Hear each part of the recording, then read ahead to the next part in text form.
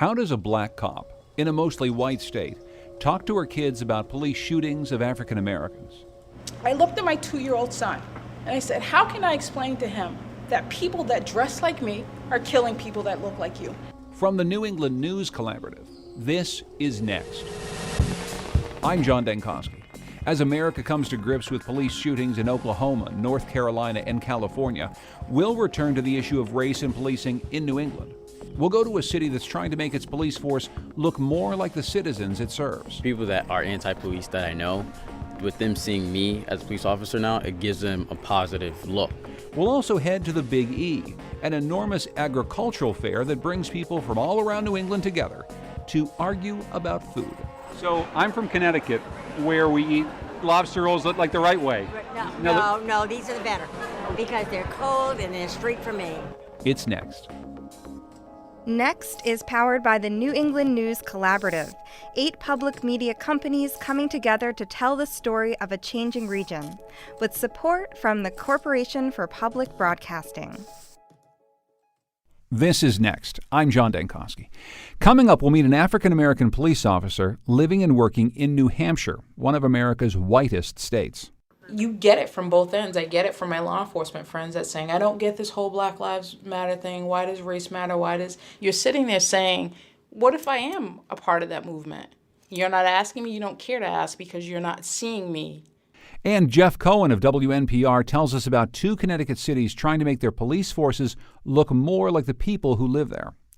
But first, racial discrimination in policing has long been an issue in the city of Boston. In 2014, the ACLU of Massachusetts put out a report that found that black men were disproportionately stopped by city police.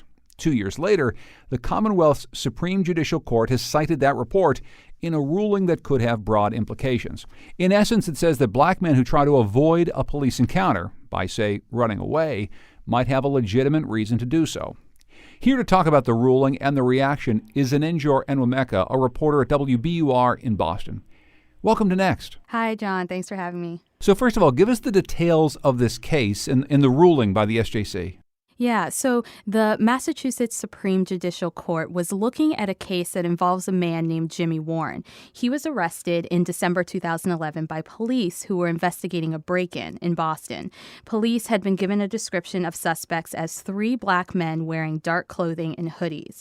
An officer later spotted Warren and another man, both wearing dark clothing, walking near a park. When the officer approached them, they ran. Warren was later arrested and searched. Nothing was found on him, but police did find a gun, an illegal gun, in a nearby yard. He was later convicted of having an illegal gun. So what the state's highest court did was, in its ruling, is it overturned that conviction. And this was for 2 key reasons. One, the court said the police didn't have the right to stop Warren in the first place. And the fact that he ran away isn't evidence of guilt or suspicion. So on that first point, the court said that the description of the suspects was too vague, that there weren't any other details such as height, weight, or any other physical characteristics that would have made it clear for them to target Warren. So basically, the court said that this made it impossible for police in that case to reasonably target Warren or any other black man wearing dark clothing. A couple key things here. The break-in happened in a neighborhood in Boston called Roxbury, which is a predominantly black neighborhood. And Warren was stopped about a mile away from the break-in about 20 to 30 minutes after that crime had been committed. Now, on the second point, the Supreme Judicial Court said about fleeing police, the state's highest court pointed to data that indicated that black men in Boston are disproportionately stopped by police, and that may cause black men to run from police to avoid being profiled and not necessarily to hide guilt. Now, the court isn't saying, hey, everyone should run from police. The court isn't saying fleeing police is never suspicious. But the justices said in this case, fleeing police is not necessarily evidence of guilt, especially given past findings of racial profiling of black men in Boston. And I think we'll want to talk more about that second piece of it that has garnered so much attention. But from a practical standpoint, what does this mean about the way Boston police might have to do their jobs differently? It seems to suggest that they need to come up with far better descriptions of people before they go about pulling them aside and wanting to talk to them. Yeah, so that's a really interesting point, and I think that's why there's been so much reaction to this ruling that came down here in Massachusetts. Now, in terms of practically what this means, that's a little unclear at this point. Again, there's certainly been a lot of reaction. I've spoken with the police commissioner here in Boston, Bill Evans, who says that this ruling won't change how police go about their jobs here. That's been the reaction from police. Tell me about the reaction from advocates, people who've maybe worked for the ACLU and have been trying to change the way Boston police do their jobs for some time. Yeah, there's been a lot of reaction from advocates here. The ACLU of Massachusetts has applauded the ruling, saying that this message is strong, it's bold, especially coming from the state's highest court. And they said that this ruling really looks at police encounters through the eyes of a Black man. I've also spoken with some other folks here in the city of Boston, some city councilors, who say that the ruling legitimizes the experiences that many people in Black communities have when it comes to encounters with police. And they're hopeful that it will lead to some meaningful reforms, particularly around looking at training, looking at implicit bias, things of that nature. It's interesting the disconnect that seems to be taking place here between some city officials in Boston and some members of the community. If what police are telling you, Zeninjor, is that they're not going to change the way they police, then what exactly happens here? I mean, what's the outcome of something like this if indeed police are saying this doesn't mean anything for us? Yeah, it's certainly an interesting distinction in terms of the reaction here. One thing I will note from the police department and from the mayor himself here in Boston is that, I spoke with the police commissioner who said that, both of them weren't really pleased with this ruling. The police commissioner said that the court looked at data from the ACLU, which in his mind was biased against the police department and was exaggerated in terms of the numbers. Now, in the ruling, the justices did cite the ACLU report, which you mentioned. They also cited the police department's own data, which did show disparities in terms of the stops. The police commissioner here says, however, that report did not show that there is bias. He basically said that his officers are not targeting people based on race, that they're targeting high crime areas and they're targeting the individuals who are committing the crime in the neighborhoods. And I think what's interesting is that the ruling itself also says that judges, lower court judges, so when it comes to assessing a particular case, whether or not someone running away from police in that case is evidence of suspicion, the justices in their ruling said judges should take into account the data on racial profiling and police stops in Boston when determining whether someone fleeing from police is in fact suspicious. So the ruling itself does outline a directive for lower court judges to, they're basically saying, hey, there is this data that shows there is racial profiling or there has been racial profiling in Boston, and that needs to be taken into consideration when considering the actions of someone who is approached by police. A last thing for you, Zeninjor. I know that you follow social media very closely, even comments on your own reporting on this. I'm wondering what the community reaction, beyond advocates and beyond city officials or members of the police force, what are people talking about in and around Boston around this ruling? Yeah, the reaction, the comments, the reaction on social media has been really interesting around this case. I think one thing I've noticed is there's a lot of questions that people have in terms of, does this mean that I can run away from police? Does this mean I can leave anytime? And I think we have to be very careful in terms of that. This ruling from the Supreme Judicial Court here in Massachusetts is not telling people, hey, you should go run away from police. So what I would say is everyone should definitely read my story, but should also read the court ruling itself, which I think really lays out exactly this idea of racial profiling and what that means, because I think, there are times where it is in your best interest to speak with police, and there are times where you can exercise your right in certain circumstances to not speak to police. Zeninjor Enwemeka is a reporter at WBUR in Boston. She's been covering this story. Thank you so much for joining us. Thanks so much for having me.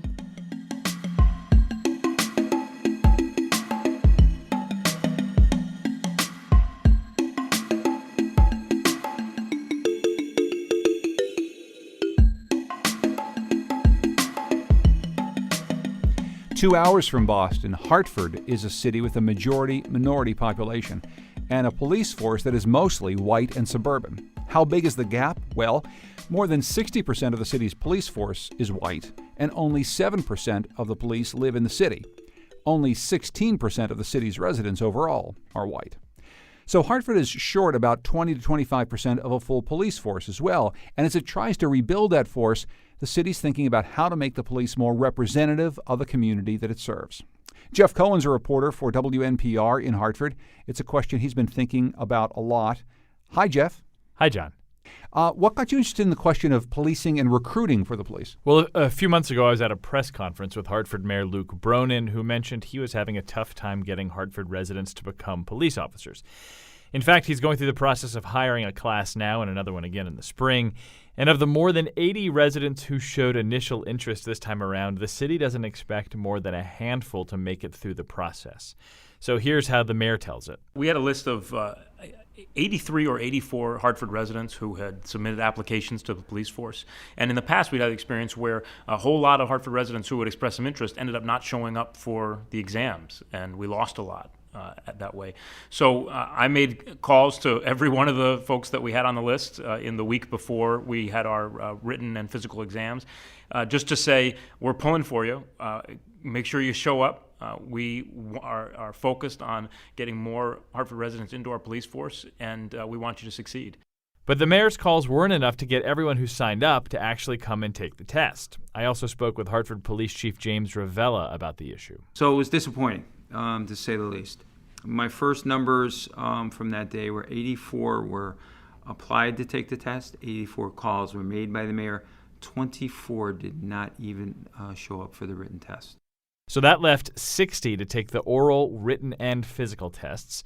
Ravella said that of that 60, only 14 passed. Then came the background checks. And how many of the 14 do you think you'll clear? We usually clear 20 to 25%.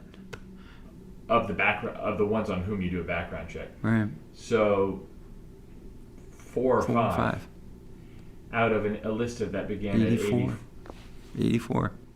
That's right. 4 or 5 Hartford residents out of 84 who showed initial interest will actually make it far enough through the process to go to the academy.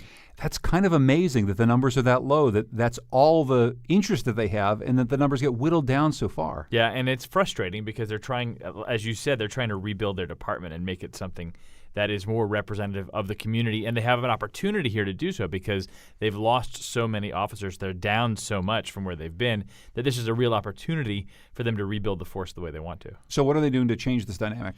Well, first, Bronin, the mayor of Hartford, says he's reached out to the Federal Department of Justice for assistance. We've asked the Department of Justice to come in and partner with the city to help us diagnose what's not working well, to help share best practices, to help us learn from what's happening around the country, and maybe help us try to pilot some new things here that aren't being tried elsewhere in the country. And Chief Ravella says the city should invest in training programs to help its residents prepare for the test, just like a college applicant might take an SAT prep course. To recruit our city kids, I think we need to provide testing services. I think we need to provide physical agility, that they know how to run, they know how to do their physical agility. They have to prepare much better. We also have to prepare them in the oral examination. Even though folks don't fail that at a great rate, there are some that do. The chief's talking about helping people prepare for a test. Is there talk in Hartford about actually changing the test, maybe lowering the bar of entry to become a police officer in the city? Well, I think the way the mayor would say, so the answer is yes. They're going out and they're looking for another contractor to look and see if the test accurately measures what it means to be a good officer. And there are debates in there, right, in terms of whether or not changing the test to make it easier for Hartford residents to make it through the process is the right way to go about it. And that's a question that I have then taken up and explored also in Bridgeport, Connecticut, which is doing just that. So Bridgeport, like Hartford, is a poor city. It's also a majority-minority city, a larger city than Hartford. What did you find out there? What are they trying to do? Sure. Well, Bridgeport's in a similar situation to Hartford, but a little further ahead along the process. More than 60% of Bridgeport's residents identify as Black or Hispanic. The city's police department is majority white. So the city's trying to make a change by giving a preference to Bridgeport residents who want to wear the uniform. I spoke with a man named David Dunn. He runs hiring for the city, where he was born and raised in Bridgeport, and for years there's been a consistent complaint. Certainly for the last decade, there has been a good deal of criticism from the community and a number of community-based organizations that our police department was not reflective of the community as a whole. So a couple of years back, the city decided to see if it could successfully get more Bridgeport residents on the force. It changed the written test to give residents a boost.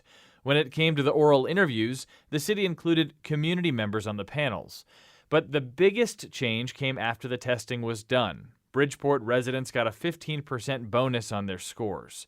The result was obvious. Of the top 150 candidates, 80% came from the city. The hope is that a local officer may be a better officer. Lisa Mastronunzio works with Dunn and helped reshape the testing, and she's thrilled. Because it's representative of our community. It's people who care about our community versus coming in from another. And I'm not knocking that, but there's something to be said for people who live here and are proud of being here and who will maybe work harder and care more. It's not clear whether local cops do make better cops. John DiCarlo is a professor at the University of New Haven. Before teaching, he spent 34 years as an officer and eventually a chief in Branford, Connecticut. He says putting a premium on local officers can be good for community relations and politics, but it could also mean that Bridgeport is lowering the bar. What they're doing is a social experiment. We don't know if it works. We don't know if it's very successful. So it's innovative, and there is certainly nothing wrong with innovating in police work and trying to find solutions to the vexatious problem of getting people to do a difficult and unpopular job. But, at least by the numbers, the experiment worked. The city recently held a graduation for the first class to come out of this new resident-focused process. Of the 29 new officers, 26 are Bridgeport residents, and 22 identified as non-white. The ceremony was a party. I now present to you the Bridgeport Police Academy's Class 37. One by one, new police officers made their way to the front of the auditorium stage and got their badges pinned by their parents, their children, their siblings. Mayor Joe Ganim shook each hand. Not only are they bright and fit men and women, but they look like you, they talk like you, and most of them are from the city of Bridgeport. So I'm very proud of this class. Jonathan Simmons is one of those new officers. He's 23, he's black. He's always wanted to be a Bridgeport cop, and he hopes his presence will send a good message. People that are anti-police that I know, with them seeing me as a police officer now, it gives them a positive look, saying, okay, if Jonathan's a police officer, I know all police officers aren't the same. As it looks to hire the next class of officers, the city worries that it will only get harder to find residents who both want to be cops and whose backgrounds don't disqualify them. But George Mintz says that means everyone needs to work harder.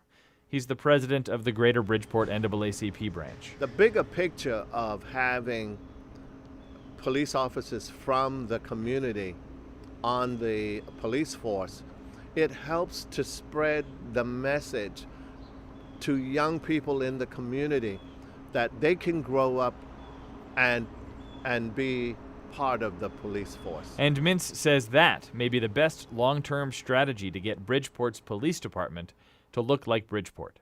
WNPR's Jeff Cohen reporting for us. Thanks, Jeff. You're welcome. Coming up, we'll continue our look at race and policing in New England. This is next.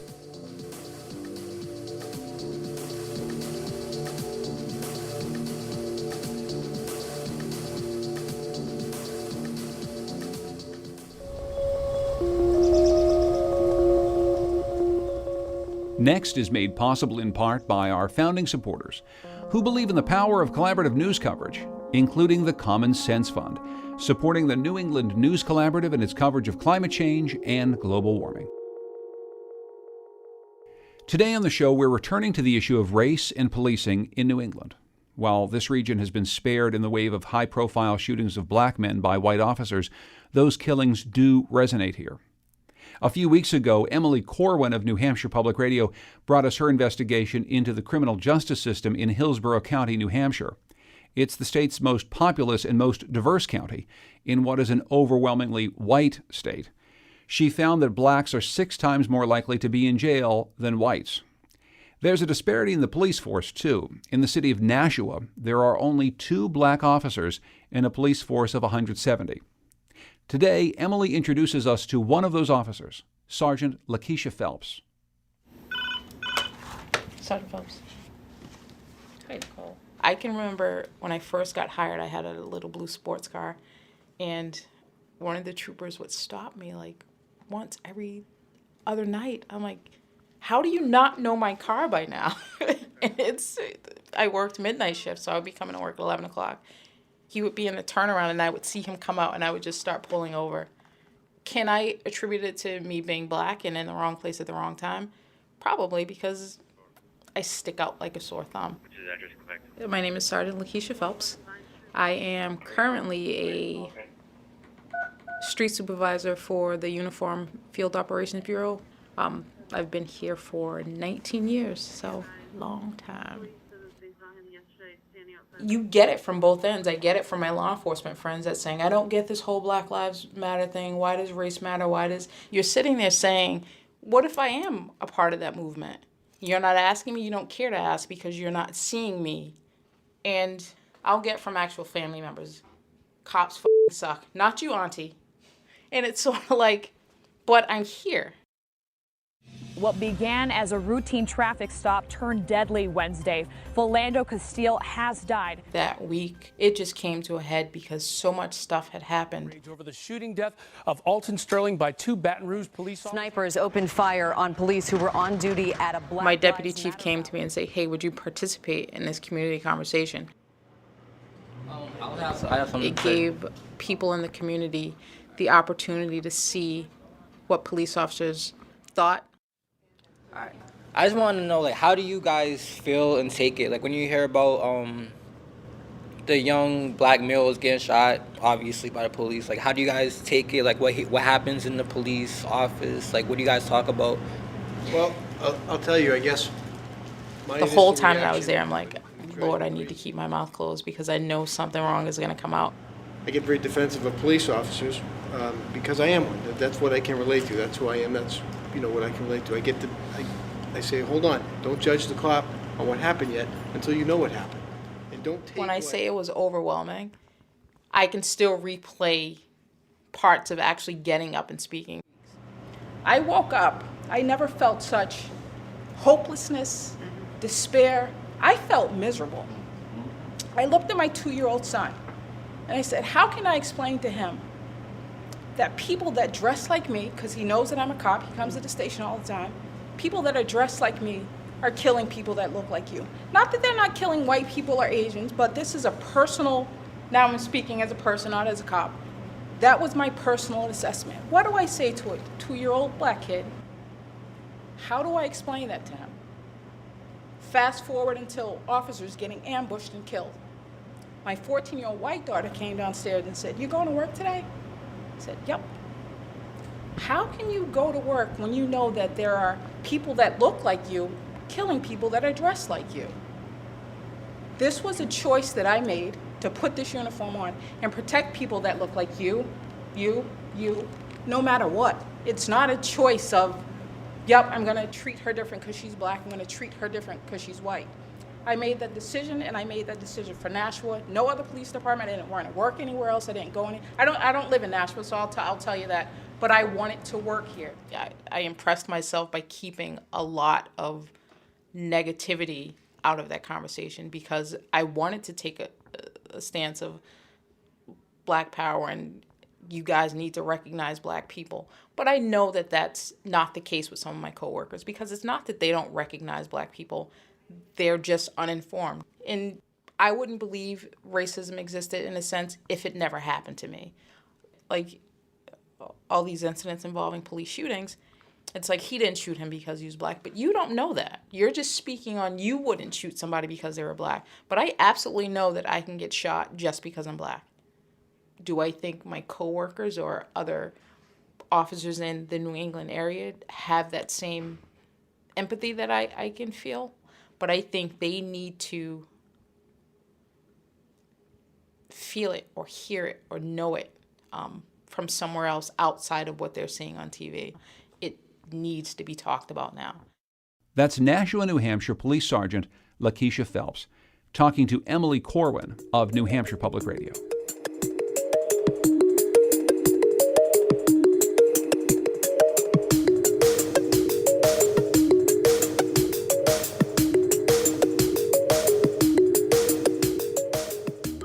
Let's go a few hours south of Nashua to the western edge of Providence, Rhode Island. It's a neighborhood that's dealt with high rates of crime for years. Dean Isabella and Jose Rodriguez both grew up there, several decades apart. Isabella is a captain in the Providence Police Department. That's how he met Rodriguez, who was a teenager and an active gang member. Years later, their paths crossed again when Rodriguez started working to stop gang violence. Isabella and Rodriguez describe how a kid from the neighborhood and a cop became close friends as part of the Rhode Island Public Radio series, Speaking Across Difference. My impression of police at 19, 20, 21, and even earlier than that was that the police are here in this community only to hurt me. And it's only because every encounter that I ever had with police was them removing someone important from my life. My name's Jose Rodriguez. I'm 32 years old, and I'm a case manager for the Institute for the Study and Practice of Nonviolence. As a district lieutenant, I was charged with problem solving in our district. And our district had issues with both the Manton and Hartford housing developments, which were a hotbed for gang activity. My name is Dean Isabella. I'm 53 years old, and I'm a captain with the Providence Police Department in Providence, Rhode Island. That was my first encounter with Jose.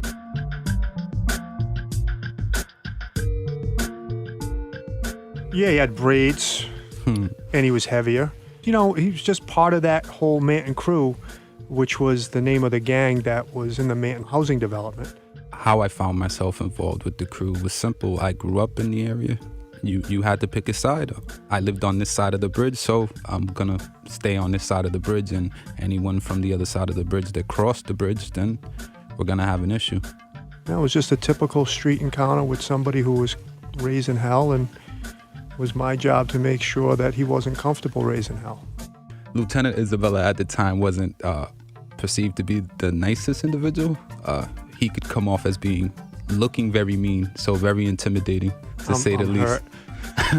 My experience being raised in the same community as Jose was a lot like his. So Manton Avenue at the time was a very poor area. It was an area that had a lot of crime, drug-related crime, and organized crime, actually.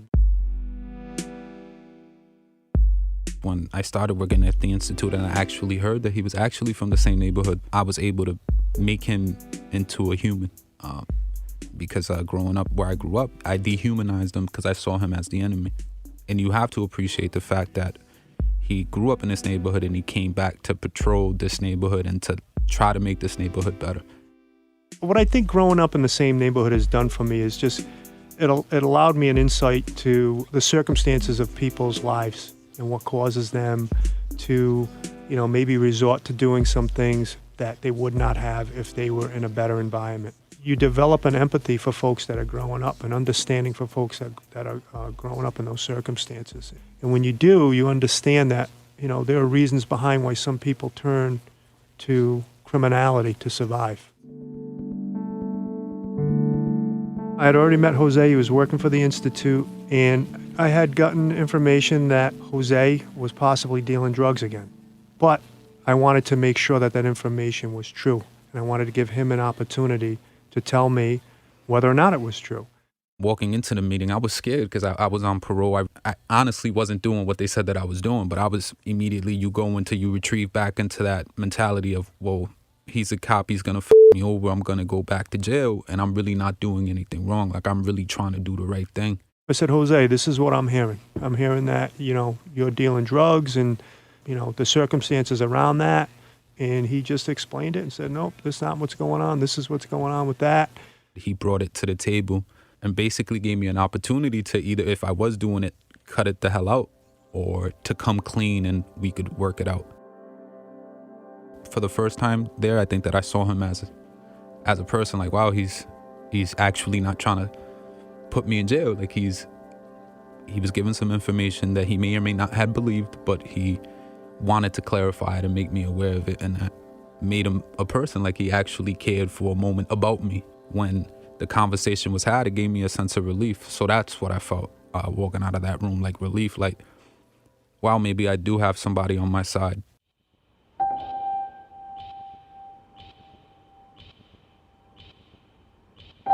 I got myself into a situation and I got a violation and I got sentenced to 15 months. And I was surprised at the amount of support that I still had coming home, Isabella being one of them. When he got out, I called him and we set up a date. I picked him up. We went and just grabbed a coffee to talk about life. Him just picking me up was strange because I'm getting in the front of the police car, which was something completely new for me.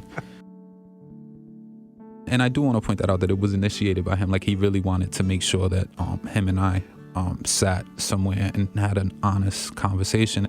Look, you don't throw away a whole life because it got banged up in a few spots, right? You don't do that, and you don't throw away all the hard work that you did to get to the point of where you are because you made a mistake. You know, that's life. You make mistakes, you pick yourself back up.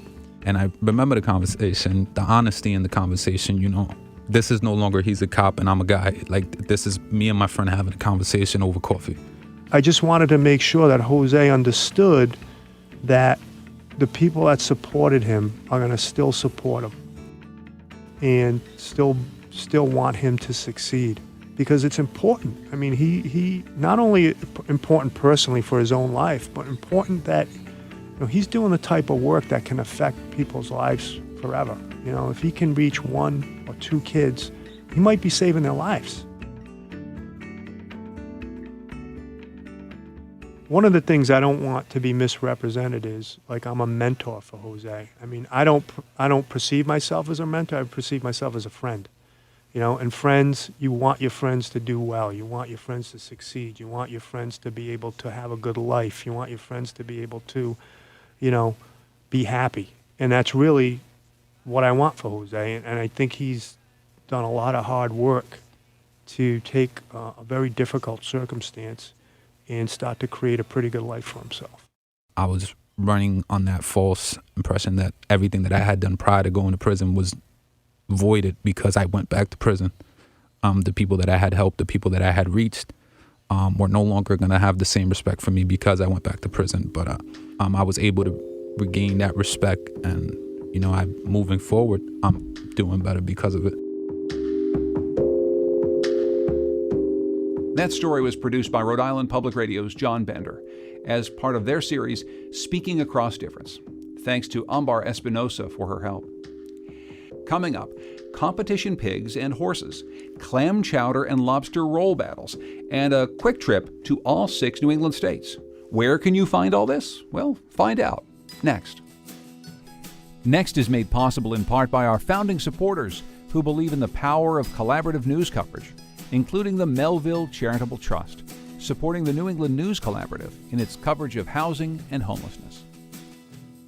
The last weekend of September into October usually means fall foliage is reaching its peak in northern New England, with the rest of our region turning quickly after that. But this extended warm weather means a late start for leaf peepers. We thought it'd be a good time to brush up on the science of fall leaves. That's why we're joined by Patrick Scahill. He's a science reporter at WNPR in Hartford, and he writes the science blog, The Beaker. Patrick, welcome to Next. Hi, John. So first of all, what signals a leaf to change color? We should say from the onset that this is super, super complicated and no one is really entirely sure how this works. But the thought is that leaves basically start to change color when days start to get a little bit shorter. And essentially, to understand this process, we have to kind of think back to our high school biology class and think about photosynthesis and the pigment that's at the heart of that, which is chlorophyll, the green pigment that's in plants, gives leaves their green color during the spring and the summer, and helps them make sugars and starches and all that good stuff that keeps the plants happy.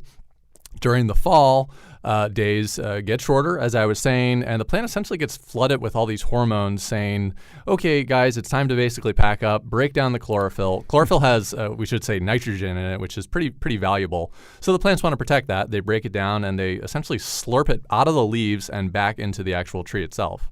So they're slurping nitrogen out of the leaves back into the tree, storing it up essentially for a long winter. Yep. And that's in part what makes the leaves change their colors. Yeah, so the greens that were in the chlorophyll pigments get broken down, they get sucked back into the trees, and then the other pigments that were there are left behind. Those are things like carotenoids, for example. That's a pigment that gives the leaves their yellow color and orange colors. It's what we see in like egg yolks and in carrots, for example. So that is there when the chlorophyll is there during the spring and summer, but it's just not there enough. So the chlorophyll goes away, the green goes away, and then that's left behind, and it gets a chance to sort of show itself off. Okay, so you mentioned the sort of yellow or orangish colors. What accounts for the variety of colors? I mean, we see the bright yellows, oranges, reds, there's browns. Yeah, so we have the carotenoids that get left behind, and then the other cool thing that happens when the days start to get a little bit cooler is the leaves actually start making other pigments, something called anthocyanins, and these are red pigments that give apples their color, for example. And if the nights are actually, very, very cool, not freezing, but cool, and if you have a lot of those in a row, you can get a lot of those red pigments, and we see, different trees display varying amounts of that. So like a Japanese maple, for example, might pop a lot of reds, whereas a birch tends to kind of go yellow, and we're sort of already seeing that here in Connecticut. Dogwoods and sumacs can have lots of reds, as I was saying, especially if the nights are cool. Sugar maples get that nice brilliant orange. And again, it's this sort of play between the carotenoids that are left behind, the anthocyanins that are getting created, and the rate at which the chlorophylls break down and get sucked back into the tree. So it's this really complicated palette of colors that are kind of coming in and out and doing all these complicated things within the leaf, which is why I said at the onset that we don't really understand all the science behind this, but there are a lot of factors that are at play. Well, and every year we try to predict what the foliage season is going to be like, in part because it's really big business across most of New England. Leaf peepers are driving around, they're staying at little bed and breakfast, and they want to see peak foliage season, but it's really hard to tell. Why is it so hard to predict when we're going to have peak foliage time? Well, it's so hard to tell. I mean, it's like it's trying to predict the weather, right? I mean, it's this sort of moving target that science has always been trying to hone in on. We're getting a little bit better at predicting it, but we don't really know. And, it's not just temperature. It's also rainstorms. It's windstorms. These are things that can knock leaves off a tree. There could be drought conditions like we're experiencing right now in Connecticut that can lead to things like leaf scorch, which, lead to early browning. And then we have a windy day and all the leaves fly right off the tree. So it can be really, really tough to predict just because, it's the environment. It's really, really complicated. Well, and when you mention the drought, what do you think that this dry summer will mean? You've been reporting on this in Connecticut a little bit. Parts of eastern Massachusetts, southern New Hampshire have had an even worse drought season than we have here in Connecticut. What do you think that's going to mean for the colors? Yeah, well, in some cases, here in Connecticut, we're seeing birches are already turning yellow. There are trees just outside of our building here in Hartford where the leaves have basically turned brown and they're just falling right off. So it can make things happen earlier. And the other interesting thing that we're seeing in Connecticut is we had a bit of an issue with gypsy moth earlier this year where they were coming in and they were munching on leaves, and the leaves were able to regrow, but that's going to kind of push back when they actually start showing color in the fall. Of course, you mentioned what happens when a windstorm comes or a rainstorm comes. It's always sad whenever those leaves that are so brilliant finally fall off. What exactly signals the tree to let go of the leaf? Obviously, a stiff wind might do that, but at a certain point, the leaf just has to say, let go. So essentially what makes that happen is something in trees called abscission cells. And if we think about the word abscission, we probably think about scissors. And we can kind of think of them as scissors. These are basically cells that form and do essentially two things. One, they kind of like actively push the leaf stem off the actual branch itself, but they also sort of seal the branch up. So when the leaf does fall off, it is sealed. There's a scar there to protect it, and all those chemicals that it's slurped up will be taken right back up into the tree. Is there a place you like to go leaf peeping, Patrick? Oh, yes. Actually, up in your territory, up in around Winstead is very nice. Cornwall in that area in Connecticut. Hanging Hills in Meriden is beautiful if you can get up onto some of the trails there that overlook some of the parks in Meriden. It's just, it's gorgeous. It's like looking out at a giant quilt stretched out over the hills. A few years ago, a prominent magazine said that Kent, Connecticut had the prettiest leaves in all of New England. And many, many people in Vermont, New Hampshire, and Maine took quite some exception to that. So you can certainly let us know at Next New England on our Facebook page which place in New England you love to go leaf peeping. For me, it's on Route 7, just around Williamstown, Massachusetts, looking out over the Greylock Range. It's one of the most beautiful scenes and some of the best leaf colors anywhere. But anyway, thanks for the science primer, Patrick. I appreciate it. Of course. Thank you. In this season of county agricultural fairs across the region, there's one that kind of overshadows them all. The Eastern States Exposition, better known as the Big E, is a massive fair that runs for 2 weeks in the fall in West Springfield, Massachusetts. This is the Big E's centennial year, and it wraps up this Sunday. The exposition was the brainchild of Joshua L. Brooks, a printer from Springfield who also operated a farm. Now, at the time, even as industry was booming in New England, farming was in decline. Local farmers couldn't compete with the farms out in the fertile land of the Midwest. And this was concerning to Brooks. His idea was to start an event that would showcase new farming methods and technology and establish competitive awards that would motivate farmers to produce more efficiently. Brooks got a group of businessmen together, they purchased some land in Springfield, and they convinced the National Dairy Association, which was headquartered in Chicago, to have their exhibition here instead of the Midwest. That dairy show was held in September of 1916, and by the next year, Brooks had the agricultural showcase that he had envisioned.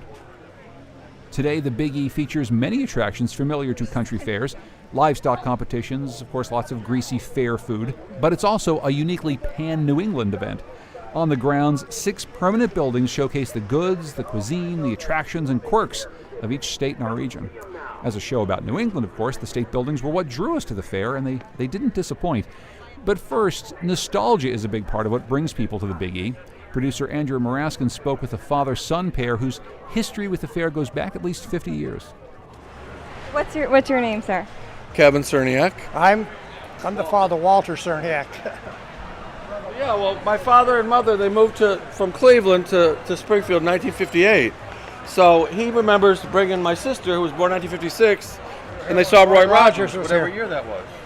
I had my daughter on my shoulder, and Roy Rogers at that time, he had, the horse was Trigger.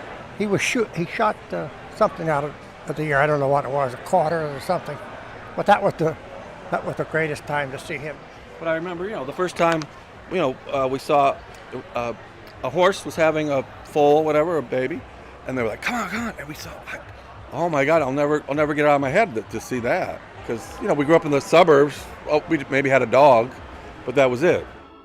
After chatting with the Cerniaks, we followed some horses and their very well-dressed riders into an old-fashioned barrel-roofed arena, and it was like stepping into a different world. That organ music you're hearing, it was played live. Well, so here we have a show horse demonstration, and the riders are all dressed in bowler hats and long tail coats. They have vests with ties and riding pants. It's very steampunk. But they're female, and they're kind of dressed like steampunk guys. I mean, like. And they're all women, yeah. Reverse and chop, please. Okay, here they come. So the horses are picking their feet up very high off the ground. But the riders are hardly bobbing at all. The horses are so still as they pull their feet up and down. Oh my.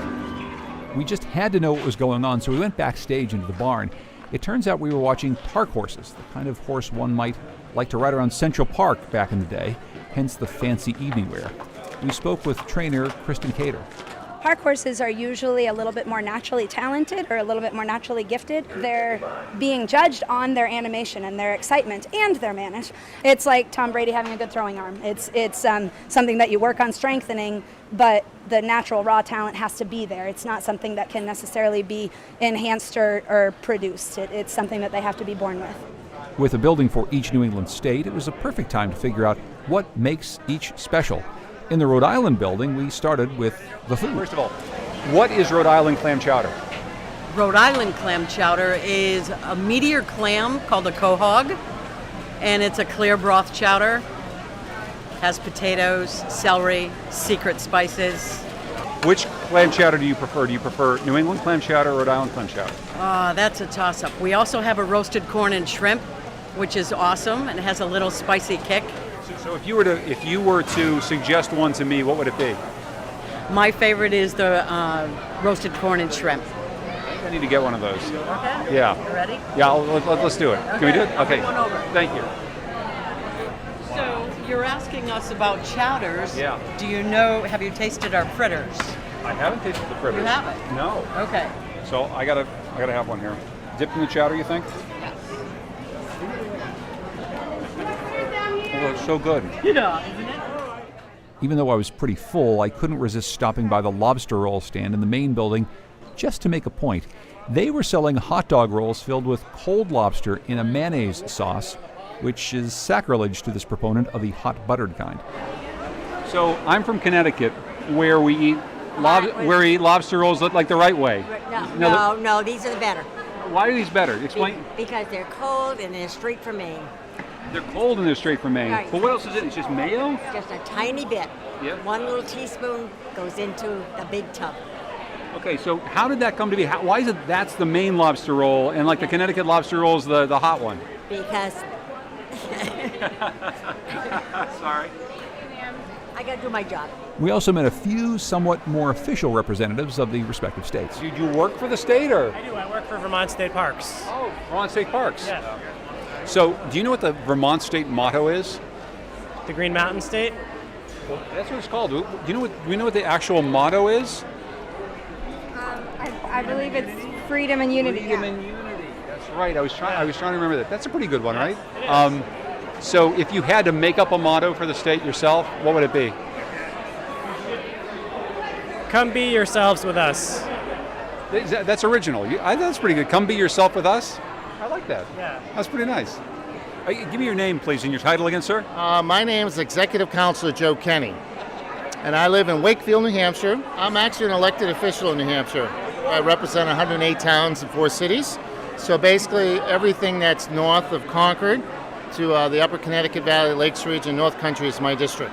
We kind of co-administrate the state of New Hampshire with Governor Maggie Hassan. So when people come by and they're going to all the different state buildings and they're looking for a place to go vacation, I mean, do you ever try to explain to them why it's better to go to New Hampshire than, say, to go to Vermont? Yes, we always say one thing: no income tax, no sales tax. Tax-free New Hampshire, come one, come all. What do you think the state motto should be if it wasn't live free or die? I mean, everybody in the world knows live free or die. I mean, is there another state motto that's maybe a little cheerier, perhaps? Yeah. No, I think there's a lot of play on live free or die. You know, live free and play. I mean, there's a lot of things in the travel tourism uses that particular motto for. So I think actually you can build upon it. By the sword we seek peace, but peace only under liberty. Oh, you know what? I just read that. Darn it, I just read that. If you had to give the state a motto, what motto would you give Massachusetts? The smart people state, because there's so many colleges. So what brings you guys to the Big E? Did you come here every year to do this, or? So we are Western Mass fire and life safety educators. So we all of us are firefighters that teach fire safety, but we are all volunteers. We're all here volunteering our time. And so have you been to the Big E just for fun too, or? Plenty of times, many times. As a matter of fact, my sister met her husband here at the Big E. Yes. When my kids were little, we used to take a day just for the buildings, for the state buildings, another day just to do the games, and another day just to do the rest. So there's plenty to do. You can extend it for a whole week, and still you haven't seen like the whole thing. Now, if you've got an idea for a new motto for your home state, just tweet it to us at Next New England. To see photos and a video of our trip to the Big E, including my back and forth with the lobster roll lady, go to nextnewengland.org.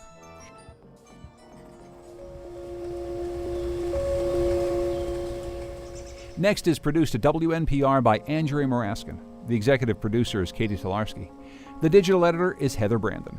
Our theme music is by composer Todd Merrill. You can hear more of his music at toddmerrill.com. Thanks also to Goodnight Blue Moon for their song, New England. The New England News Collaborative is funded in part by the Corporation for Public Broadcasting and powered by WBUR Boston. Vermont Public Radio, New Hampshire Public Radio, Maine Public Broadcasting Network, Rhode Island Public Radio, WSHU Public Radio Group, New England Public Radio, and WNPR.